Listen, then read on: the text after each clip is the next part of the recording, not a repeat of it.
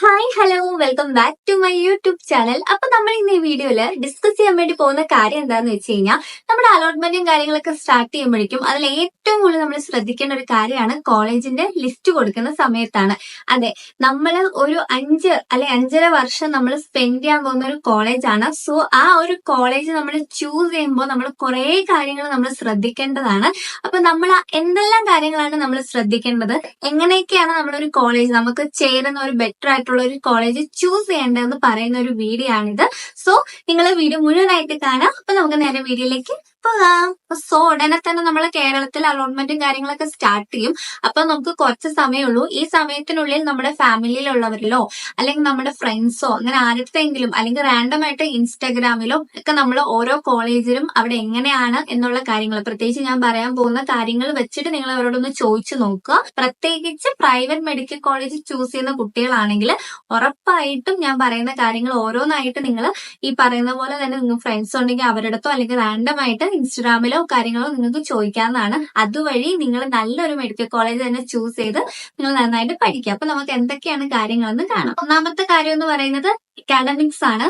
നമുക്ക് ഏറ്റവും ഇമ്പോർട്ടന്റ് ആയിട്ടുള്ള ഒരു കാര്യം എന്ന് പറയുന്നത് നമ്മുടെ പഠിത്തം തന്നെയാണ്. സോ നമുക്ക് നല്ല രീതിയിലൊരു പഠിത്തം അല്ലെങ്കിൽ നമുക്ക് നല്ലൊരു അക്കാഡമിക്സ് ലൈഫ് തരാൻ പറ്റുന്ന ഒരു കോളേജ് ആണോ എന്ന് നമ്മൾ നന്നായിട്ട് ചൂസ് ചെയ്യണം. അതിന് നമുക്ക് ഈ പറഞ്ഞതുപോലെ തന്നെ ഓരോ കോളേജുകളിലെ പാസ് പെർസെന്റേജ് വെച്ചിട്ട് നമുക്ക് മനസ്സിലാക്കാൻ വേണ്ടി പറ്റും എത്രത്തോളം ആ കോളേജിലെ അക്കാഡമിക്സ് ബെസ്റ്റ് ആണെന്ന്. അതല്ലെങ്കിൽ നമുക്ക് ഈ പറഞ്ഞതുപോലെ തന്നെ ഇന്ന കോളേജിൽ പഠിക്കുന്ന കുട്ടികളടുത്ത് ചോദിച്ചു കഴിഞ്ഞാൽ ഒരു പരിധി വരെ നമുക്ക് ഓരോ കോളേജിലെ അക്കാഡമിക്സ് എങ്ങനെയാണെന്ന് ഒരു ഐഡിയ കിട്ടും. പിന്നെ മോസ്റ്റ്ലി ഇപ്പൊ പ്രൈവറ്റ് മെഡിക്കൽ കോളേജുകൾ നോക്കുകയാണെങ്കിൽ അതിൽ ഒട്ടുമിക്ക എല്ലാം തന്നെ ഒരു 19 മെഡിക്കൽ കോളേജ് ഉണ്ടെങ്കിൽ ഒരു 14-15 മെഡിക്കൽ കോളേജുകളും അക്കാഡമിക്സ് ബേസിൽ നല്ലൊരു കോളേജ് തന്നെയായിരിക്കും. സോ അത് നിങ്ങൾ ഏറ്റവും കൂടുതൽ ഫസ്റ്റ് ആയിട്ട് വെച്ചിരിക്കുന്ന ഒരു പോയിന്റ് ആണ് അക്കാഡമിക്സിന്റെ കാര്യം. അടുത്ത രണ്ടാമത്തെ കാര്യം എന്ന് പറയുന്നത് പേഷ്യന്റ് ലോഡാണ്.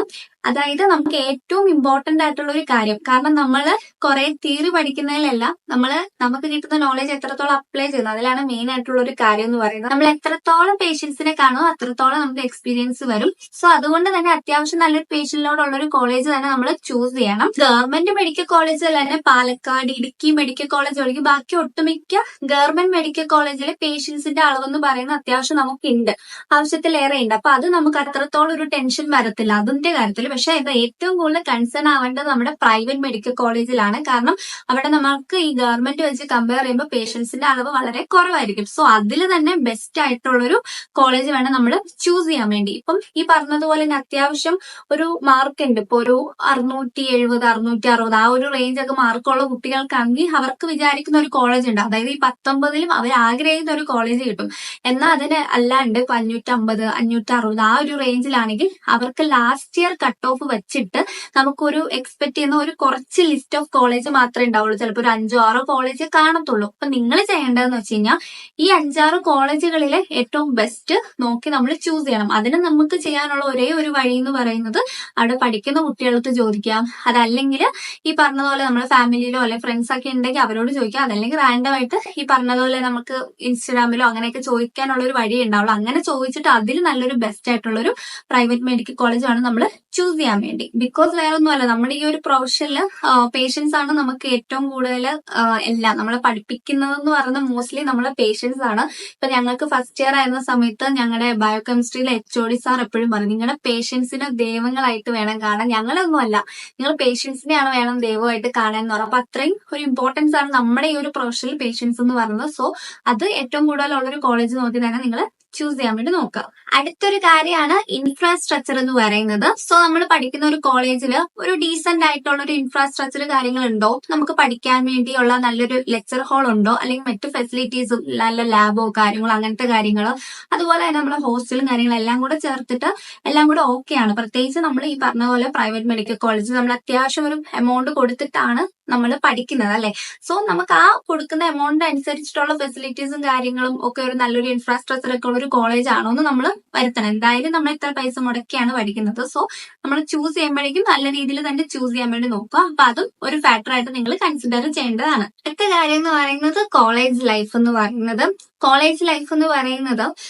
നമ്മൾ ഇത്രയും വർഷം ഒരു +1 +2 അല്ലെങ്കിൽ ഒരു നീറ്റിന്റെ പ്രിപ്പറേഷൻ മുതല് നമ്മൾ അത്രത്തോളം പലപ്പോഴും ഒരു മോസ്റ്റ്ലി പല കുട്ടികളായാലും നമ്മുടെ കുറെ ഇഷ്ടങ്ങളും അല്ലെങ്കിൽ ഒരു നല്ലൊരു പ്രോപ്പർ ആയിട്ടുള്ള സ്കൂൾ ലൈഫ് പോലും നമ്മൾ എൻജോയ് ചെയ്യാതെ അല്ലെങ്കിൽ നമ്മൾ പഠിത്തം നമ്മുടെ ഡ്രീം ആയിട്ടുള്ള ഒരു MBBS എന്ന് പറയുന്ന ആ ഒരു പൊസിഷനിലേക്ക് എത്താൻ വേണ്ടിയുള്ള ശ്രമങ്ങളായിരിക്കും നമ്മൾ കൂടുതലും ചെയ്തിട്ടുണ്ടാകുന്നത്. അതിന്റെ ഇടയിൽ നമുക്ക് നമ്മുടെ ഓരോ സ്കൂൾ ലൈഫ് ഒന്നും നമ്മൾ നേരെ എൻജോയ് നമ്മൾ ചെയ്തിട്ടുണ്ടാവില്ല പലരും. അപ്പം ഇനിയുള്ളതെന്ന് പറയുന്നത് അവരുടെ ഈ ഒരു 5.5 വർഷമാണ്. കാരണം ആ 5.5 വർഷം കഴിഞ്ഞ പിന്നെ അടുത്ത് നീറ്റ് PGക്ക് വേണ്ടി പ്രിപ്പയർ ചെയ്യണം, അത് കഴിഞ്ഞിട്ട് PG അങ്ങനത്തെ ഒക്കെ ലൈഫ് പൊക്കോണ്ടിരിക്കും. സോ ഈ ഒരു 5.5 വർഷം, ഈ 5.5 വർഷത്തില് നമ്മുടെ ഹൗസ് സർജൻസി പീരീഡ് എന്ന് പറയുന്നത് പിന്നെയും കുറച്ച് ബിസി ലൈഫ് അങ്ങനത്തെ ആയിരിക്കും. പിന്നെ ഓൾറെഡി 4.5 വർഷം, ഈ ഒരു 4.5 വർഷം എന്ന് പറയുന്നത് നമുക്ക് നല്ലൊരു രീതിയിൽ നമുക്കൊരു നല്ലൊരു ഒരു കോളേജ് ലൈഫ് നല്ലൊരു ഓർമ്മയൊക്കെ ഉണ്ടാവണമെങ്കിൽ അത്യാവശ്യം ഒരു ആ ഒരു രീതിയിലുള്ള കാര്യങ്ങൾ തരാൻ പറ്റുന്ന ഒരു കോളേജും കൂടി ആയിരിക്കണം നമ്മൾ ചൂസ് ചെയ്യേണ്ടത്. കോളേജിലാണെങ്കിൽ നല്ല നല്ല കുറെ പ്രോഗ്രാംസും കാര്യങ്ങളൊക്കെ ഉണ്ടായി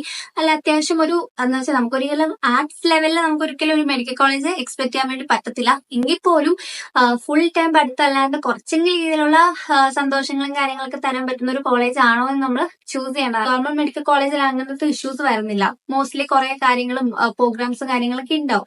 അതും ഏറ്റവും കൂടുതൽ കൺസേൺ വരുന്നത് നമ്മുടെ പ്രൈവറ്റ് മെഡിക്കൽ കോളേജിലാണ്. അവിടെ ആയാലും പ്രോഗ്രാംസും ഇവന്റ്സും മോസ്റ്റ്ലി കുറവായിരിക്കും.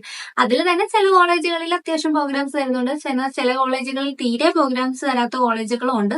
അത്യാവശ്യം കോളേജ് ലൈഫും കാര്യങ്ങളൊക്കെ ആഗ്രഹിക്കുന്ന കുട്ടികളാണെങ്കിൽ നല്ലൊരു കോളേജ് ലൈഫും കാര്യങ്ങളൊക്കെ തരുന്ന പോലെ നിങ്ങൾ ഒരു കോളേജ് നോക്കി ചൂസ് ചെയ്യാം. ഇനി അടുത്തൊരു കാര്യം എന്ന് വെച്ച് കഴിഞ്ഞാൽ വേറെ സ്റ്റേറ്റിൽ പഠിക്കാൻ വേണ്ടി ആഗ്രഹിക്കുന്ന കുട്ടികളുണ്ടായിരിക്കും. അവർക്കൊരു കൺഫ്യൂഷൻ ഉണ്ടാവും, അയ്യോ പോണോ വേണ്ടയോ. ഇപ്പം ചില കുട്ടികളെങ്കിൽ മെസ്സേജ് ഇട്ടു തമിഴ്നാടാണോ കർണാടകയാണോ ഏറ്റവും ബെറ്റർ എന്ന് പറയുന്നത്.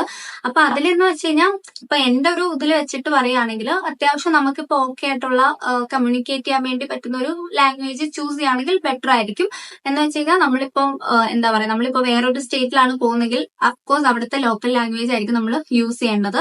നമ്മൾ പേഷ്യൻസിനോട് ഇന്ററാക്ട് ചെയ്യുന്ന സമയത്ത് അവിടുത്തെ ലോക്കൽ ലാംഗ്വേജ് തന്നെയാണ് നമ്മൾ യൂസ് ചെയ്യുന്നത്. ഇപ്പൊ ക്ലാസ് ഇംഗ്ലീഷ് ആണെങ്കിൽ പോലും നമ്മൾ യൂസ് ചെയ്യുന്ന ലാംഗ്വേജ് പേഷ്യൻസുമായിട്ട് ഇന്ററാക്ട് ചെയ്യുമ്പോൾ യൂസ് ചെയ്യുന്ന ലാംഗ്വേജ് എന്ന് പറയുന്നത് അവിടുത്തെ ലോക്കൽ ലാംഗ്വേജ്. അപ്പൊ അത് നമുക്ക് അത്യാവശ്യം ഈസി ആയിട്ട് മനസ്സിലാക്കാൻ പറ്റുന്ന അല്ലെങ്കിൽ കമ്മ്യൂണിക്കേറ്റ് ചെയ്യാൻ പറ്റുന്ന ഈസി ആയിട്ടുള്ള ഒരു ലാംഗ്വേജ് നോക്കിയിട്ടുള്ള ഒരു സ്റ്റേറ്റ് നമുക്ക് ചൂസ് ചെയ്യാം. അതിപ്പോ തമിഴ്നാടാണെങ്കിൽ തമിഴ്നാട്, അല്ലെങ്കിൽ കർണാടകയാണെങ്കിൽ കർണാടക, അല്ലെങ്കിൽ നോർത്ത് സൈഡിലോട്ടാണെങ്കിൽ അതിപ്പം നമ്മുടെ മാത്രം ചോയ്സ് ആണ്. ഇഷ്ടമുള്ളത് നമുക്ക് ചൂസ് ചെയ്യാം. പിന്നെ അത് ഓക്കെ ആണോ, ചൂസ് ചെയ്യാൻ വേണ്ടി പറ്റുമോ എന്നുള്ളൊരു ക്വസ്റ്റ്യൻ അത് വേണ്ട. ഇപ്പൊ നമുക്ക് ഓക്കെ ആണെങ്കിൽ നമുക്ക് എവിടെ നിന്നാലും പഠിക്കാം. പഠിത്തത്തിന്റെ കാര്യം അല്ലെങ്കിൽ പഠിക്കാൻ വേണ്ടി പറ്റുമോ, അല്ലെങ്കിൽ പാസ്സാവാൻ വേണ്ടി പറ്റുമോ, അല്ലെങ്കിൽ നല്ല ഡോക്ടർ ആവാൻ വേണ്ടി പറ്റുമോ, ആ ഒരു കൺസേൺ നമുക്ക് വേണ്ട. കാരണം നമ്മൾ എവിടെയാണെങ്കിലും നമുക്ക് പഠിക്കാൻ പറ്റുന്ന ഒരു മനസ്സുണ്ടെങ്കിൽ നമുക്ക് എന്തായാലും ഈസി ആയിട്ട് പഠിച്ചു പോകാൻ വേണ്ടി പറ്റും. സോ അത് നമ്മൾ പഠിക്കേണ്ട ആവശ്യമില്ല. നമ്മൾ മെയിൻ ആയിട്ട് ഓർക്കേണ്ട കാര്യം എന്ന് വെച്ച് കഴിഞ്ഞാൽ നമുക്ക് ഓക്കെ ആണോ, നമുക്ക് എവിടെ പോയാലാണ് ഓക്കെ ആയിട്ട് നിന്ന് പഠിക്കാൻ വേണ്ടി പറ്റുന്നത്, അതിൽ ബെറ്റർ ആയിട്ടുള്ള ഒരു കാര്യം ചൂസ് ചെയ്യുന്നത് മാത്രമേ കാര്യമുള്ളൂ. അടുത്തൊരു ഫാക്ടറാണ് ഡിസ്റ്റൻസ് എന്ന് പറയുന്നത്. അത് പറയുമ്പോൾ ഓർക്കുന്നത് വലിയ കാര്യമാണോ എന്ന് ഓർത്ത് കഴിഞ്ഞാൽ കാര്യമാണ്. കാരണം ഇപ്പം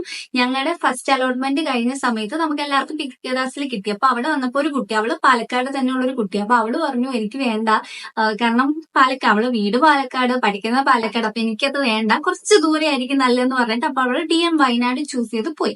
അതുപോലെ തന്നെ വേറൊരാളെ പറഞ്ഞ പോലെ കരുണയായിരുന്നു, വീടിന്റെ തൊട്ടടുത്തായിരുന്നു. പക്ഷെ അത് വേണ്ട, കുറച്ച് ദൂരെ ഇരിക്കട്ടെ എന്ന് പറഞ്ഞ് പിക്ചേഴ്സ് എടുത്തവരുണ്ട്. അതേ സമയത്ത് ഇപ്പൊ തൃശ്ശൂരുള്ള കുട്ടികളുണ്ട്, അവർക്കാണെങ്കിൽ ജസ്റ്റ് വീക്കെൻഡ് ഒക്കെ ആകുമ്പോൾ പെട്ടെന്നൊന്ന് വീട്ടിൽ പോയിട്ട് വരാനൊക്കെ നമ്മൾ ഈ PK എടുക്കുന്നതായിരുന്നു അവർക്ക് ഏറ്റവും ബെറ്റർ എന്ന് പറഞ്ഞാൽ. കാരണം ഏകദേശം ഒരു മണിക്കൂർ അല്ലെങ്കിൽ 1.5 മണിക്കൂറിന്റെ ഒക്കെ ദൂരം ഉണ്ടാകത്തുള്ളൂ. സോ അവർക്ക് അത് ഈസി ആയിരുന്നു. സോ അതുകൊണ്ട് അവർക്ക് വേറെ കോളേജ് ഉണ്ടെങ്കിൽ പോലും അവർ അത്രയും ദൂരം എടുക്കാണ്ട് അടുത്തായിട്ടുള്ള ഒരു കോളേജ് എടുക്കാം. അപ്പൊ അങ്ങനെ നോക്കുമ്പോഴേക്കും ഓരോരുത്തർക്കും ഓരോ പ്രിഫറൻസ് വരുന്നുണ്ട്. അപ്പൊ അതുപോലെ തന്നെ പല കുട്ടികൾക്കും അങ്ങനെ അവരുടേതായ താല്പര്യം കൊണ്ട് തന്നെ പല കോളേജും ചൂസ് ചെയ്യുന്നുണ്ട്. അപ്പൊ അതിന് നമ്മൾ നോക്കിയിട്ട് അതെന്തിനാ ചൂസ് ചെയ്ത്, ഇത് നല്ലതല്ലായിരുന്നു, ഇത് പോയെന്ന് പറഞ്ഞിട്ട് തരില്ല. കാരണം നമ്മളാണ് പഠിക്കുന്നത്, അത് ഏറ്റവും കൂടുതൽ നമ്മൾ ഓർക്കണം. നമ്മുടെ ഇപ്പൊ ചുറ്റും നിന്നിട്ട് ഈ കോളേജ് നോക്കുക, ആ കോളേജ് നോക്കുക, അത് വേണ്ട ഇത് വേണ്ട എന്നൊക്കെ പലരും പറയും. പക്ഷെ നിങ്ങളാണ് ചൂസ് ചെയ്യേണ്ടത്. കാരണം നിങ്ങളാണ് 5.5 വർഷം ആ കോളേജിൽ പഠിക്കാൻ വേണ്ടി പോകുന്ന കുട്ടികള്. സോ തീരുമാനം അത് നിങ്ങളുടേതായിരിക്കണം. നിങ്ങളാണ് കഷ്ടപ്പെട്ടിരുന്ന് ഉറങ്ങാതെ കഷ്ടപ്പെട്ട് സ്ട്രെസ്ഫുൾ ആയിട്ടിരുന്ന് കഷ്ടപ്പെട്ട് പഠിച്ചത്. സോ അതിന്റെ റിസൾട്ടിലാണ് നിങ്ങളുടെ ഈ ഒരു നല്ലൊരു റാങ്കും നല്ലൊരു മാർക്കും. സോ അതുകൊണ്ട് നിങ്ങൾക്ക് കിട്ടാൻ പോകുന്ന ഒരു നെക്സ്റ്റ് സ്റ്റെപ്പാണ് നല്ലൊരു കോളേജ് എന്ന് പറയുന്നത്. സോ അത് ചൂസ് ചെയ്യാനുള്ള പൂർണ്ണമായ അവകാശം ആർക്കാണ്? നിങ്ങൾക്കാണ്. സോ നിങ്ങൾ നോക്കുക, നിങ്ങൾ അനലൈസ് ചെയ്യുക, ഉള്ള കുട്ടികളുടെ അടുത്തൊന്ന് ചോദിക്കുക എങ്ങനെയുണ്ട് എന്നൊക്കെ മനസ്സിലാക്കിയിട്ട് നിങ്ങൾ തീരുമാനിക്കുക ഞാൻ ഏത് കോളേജിൽ പഠിക്കണമെന്ന്. സോ അങ്ങനെ ഫൈനൽ ഡിസിഷൻ എന്ന് പറയുന്നത് നിങ്ങളെ തന്നെ ആയിരിക്കണം. സോ ഇത്രയൊക്കെ കാര്യങ്ങൾ നിങ്ങൾ മനസ്സിൽ വെച്ചിട്ട് നല്ലൊരു കോളേജ് നിങ്ങൾ ചൂസ് ചെയ്യുക. നിങ്ങൾ ഇപ്പൊ തന്നെ ഈ കാര്യങ്ങളൊക്കെ നോട്ട് ചെയ്ത് വെച്ചിട്ട് നിങ്ങളൊരു പ്രിഫറൻസ് ഓർഡർ നിങ്ങൾ ഇപ്പൊ തന്നെ റെഡിയാക്കുക. എന്നിട്ട് അത് തന്നെ നമ്മൾ ഈ അലോട്ട്മെന്റും കാര്യങ്ങൾക്കും വേണ്ടി നമ്മൾ ലിസ്റ്റ് കൊടുക്കുന്ന സമയത്ത് അതിൽ തെറ്റോ കാര്യങ്ങളോ വരാതെ പ്രോപ്പർ ആയിട്ട് നമ്മൾ അലോട്ട്മെന്റിന് വേണ്ടിയുള്ള കാര്യങ്ങൾ നന്നായിട്ട് കൃത്യമായിട്ട് നിങ്ങൾ ചെയ്യുക. എന്നിട്ട് അടിപൊളിയായിട്ട് ഒരു നല്ലൊരു കോളേജിൽ കയറി നന്നായിട്ട് പഠിക്കുക. അപ്പൊ ഇത്രയുള്ള ഇന്നത്തെ വീഡിയോ. ഞാൻ ഓർത്ത് നോക്കി അലോട്ട്മെന്റും കാര്യങ്ങളൊക്കെ സ്റ്റാർട്ട് ചെയ്തപ്പോൾ കുറെ കുട്ടികൾ അവരുടെ മാർക്കിന് കിട്ടുന്ന കുറച്ച് കോളേജുകൾ കാണിച്ചു തന്നിട്ട് ഏറ്റവും നല്ലത് ഏതാന്നൊക്കെ ചോദിച്ച് കുറെ കുട്ടികൾ ചോദിച്ചു. അപ്പൊ ഒത്തിരി പേർക്ക് ഇതുപോലത്തെ സംശയം ഉണ്ടെങ്കിൽ നോക്കി അത് റിലേറ്റഡ് ആയിട്ടുള്ള വീഡിയോ ചെയ്യാൻ വരുമ്പോൾ നിങ്ങൾക്ക് യൂസ്ഫുൾ ആയിരിക്കും. അതുകൊണ്ട് ചെയ്തൊരു വീഡിയോ ആണ്. അപ്പൊ അത്രയുള്ള ഈ വീഡിയോ. അപ്പൊ അടുത്തൊരു വീഡിയോയിലേക്ക് കാണുന്നതായിരിക്കും. ബൈ.